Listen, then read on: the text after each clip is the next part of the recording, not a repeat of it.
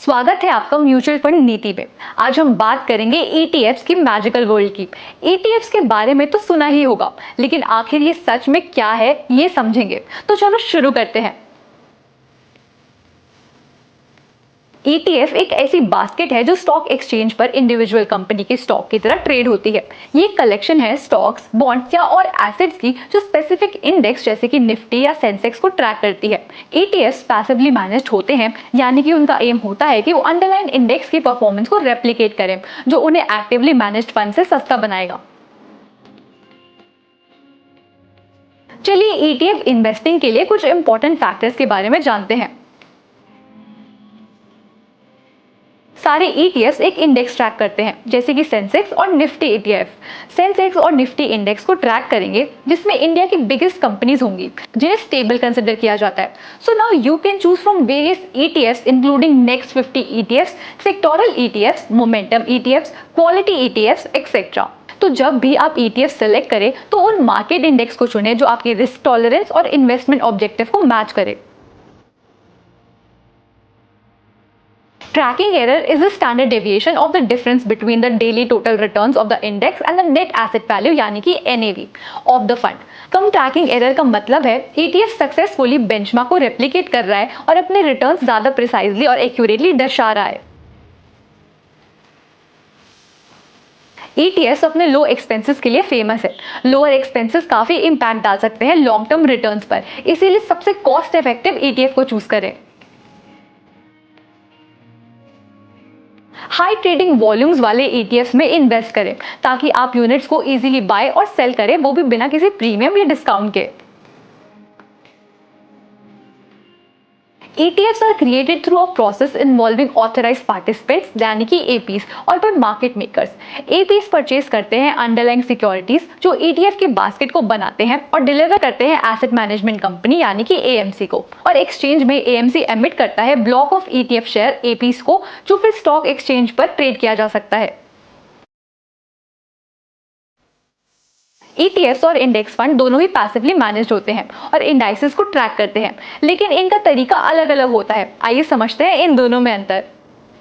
Price codes. ETF prices trading day में fluctuate होते हैं, जबकि इंडेक्स फंड प्राइसेस NAVs एक दिन में एक बार में कैलकुलेट होते हैं मार्केट बंद होने के बाद। Premiums and discounts. ETFs NAV से प्रीमियम या डिस्काउंटेड रेट पर ट्रेड हो सकते हैं सप्लाई और डिमांड डायनामिक्स के कारण, जबकि इंडेक्स फंड में आपको NAV यूनिट्स अलॉट होंगे। कॉस्ट। ETFs आमतौर पर इंडेक्स फंड के मुकाबले बहुत कम एक्सपेंसिव होते हैं। Account requirements. ETFs को एक डीमैट और ट्रेडिंग अकाउंट की जरूरत होती है, जबकि इंडेक्स फंड के लिए इन्हें जरूरत नहीं होती। हाल ही में एक नए फंड का एक खास श्रेणी आया है जिसे स्मार्ट बीटा फंड भी कहते हैं। ये पैसिव और एक्टिव स्ट्रैटेजीज का मिक्सचर है और इसका एम है कि खास किस्मों जैसे कि वैल्यू, मोमेंटम, क्वालिटी और वोलेटिलिटी के आधार पर सिक्योरिटीज को पिक किया जाए। ये ETF specific investment rules apply करते हैं और ये एम करते हैं कि traditional market cap weighted indices को आउट परफॉर्म करें।